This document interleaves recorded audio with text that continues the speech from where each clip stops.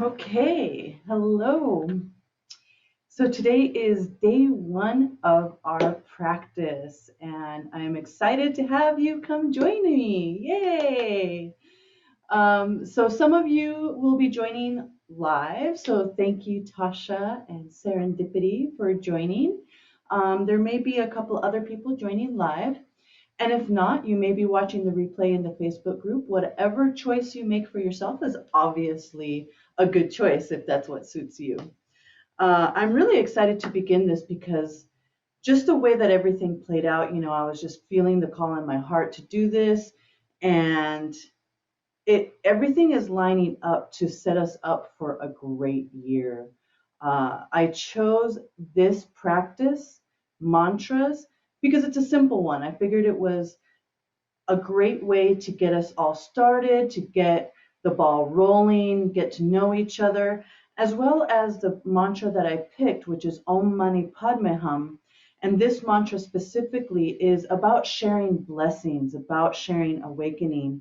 And that's something that we want to consider when we're going to ask for things in return. And I think in a lot of the spiritual practice, right, we may not be aware of, but we're actually asking for spiritual awareness, spiritual awakening, spiritual strength. So to be able to ask for anything at all, it's always best to, and I really want to move away from saying it's best, like as if I know best. I'm not trying to say that at all. But in my belief, I do think it's best to give blessings to others, to give to others before asking for oneself. Like I mentioned in the post earlier, it really has to do with also creating good karma and allowing yourself to be entitled. Now, some people have a negative connotation to the word entitled, but this is really just about karma, right? If we have good karma, then we're entitled to good things. So I do lots of stuff to make sure that I'm entitled to good things. And I hope to share these good things with you. Um, Yes, so just trying to run through and think if there's any questions or anything like that. Usually, what I like to do is just kind of go through what I'm doing and then answer any questions at the end. And like I mentioned, we're going to be doing Om Mani Padme Hum. I have a mala here with me to count the repetitions of 108. If you have a mala, that's great. If not, don't worry about it because you can just follow along with what I'm doing. This is probably going to be a little bit longer of a regular practice just because it's the initiatory practice and wanting to get to explain why I'm doing the things that I'm doing and what caused it. And like I mentioned, it was just really this yearning in my heart to go deep and to create spiritual community. Um, okay, so let me think. I just want to verify before we get started if there's anybody have any questions or anything like that. No? Okay. Then let us begin. So the way that I always begin mantras is by taking a nice deep inhale in, exhale out to center, and then inhale in again. I also really like to start my spiritual practices with a little bit of bell ringing. I feel like this bell specifically helps to call in divine energies so that the practice itself can be blessed. So I'm going to ring this bell 3 times.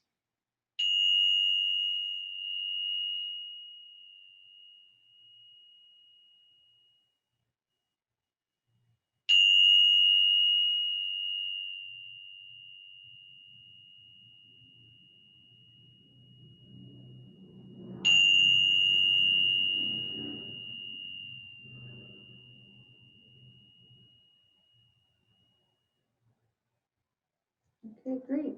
And now taking a nice inhale in, exhale out, inhale in to begin. Om Mani Padme Hum, Om Mani Padme Hum, Om Mani Padme Hum. Om Mani Padme Hum, Om Mani Padme Hum, Om Mani Padme Hum.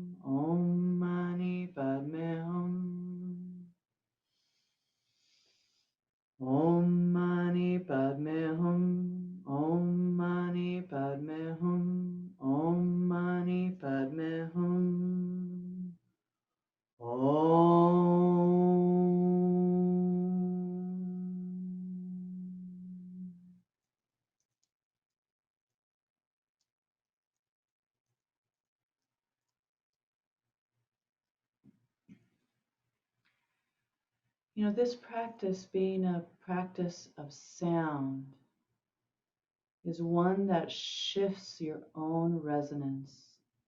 This is why mantra is so powerful and sound is so powerful. It shifts you into the resonance of that Sanskrit mantra.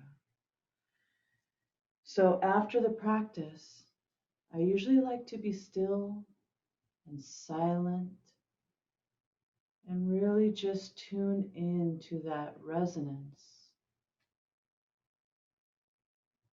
that peace.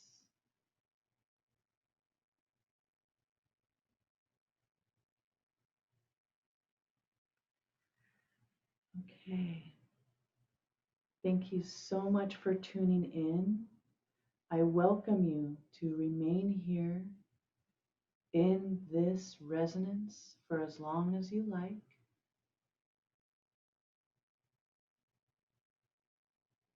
I'm going to go ahead and log off now.